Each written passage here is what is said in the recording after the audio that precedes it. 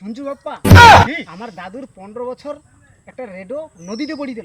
হ্যাঁ, তাকে তুলে লইছে চালাই দিও দিব্যি চলে দি।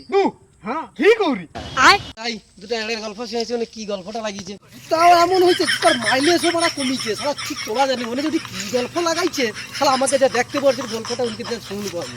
আরে কাই আসু তোর গল্প করতে গল্প শুনতে চলে আইলি আমি। ও গল্প শুনতে আসু তাহলে শুন, তুই তো কইলু তো দাদুর একটা রেডিও থাইলো 15 বছর পর তুলছে, সে এফএম টেফএম সব চলে রেডি। এখনো আমার দাদুর একটা গোয়াল থাইলো, এধারে গরু ছাড়লে সেধারে বাচ্চা হ্যাঁ বাড়াইতো। হ্যাঁ শুন শুন শুন, তোনকে কি বালের গল্প? আমার দাদুর একটা গল্প শুন। হ্যাঁ, ক ক ক ক। এত বড় গোটে সিঁড়ি ছিল, আচ্ছা পূর্ণিমার সময় কি করে আকাশ সর কি করে চাঁদ দেখতো। ই বাবা, ওই সে তাই সে সিটটা রাখতো গাই কেন?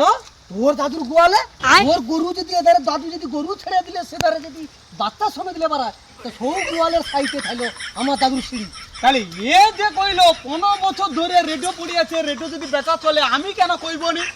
তাহলে গল্পটা কি মিথ্যা কইলি তোনকে? নেই এড়ের গল্প এড়ের গল্প শোনার জন্য মানে আমি পাড়াই বাড়াই।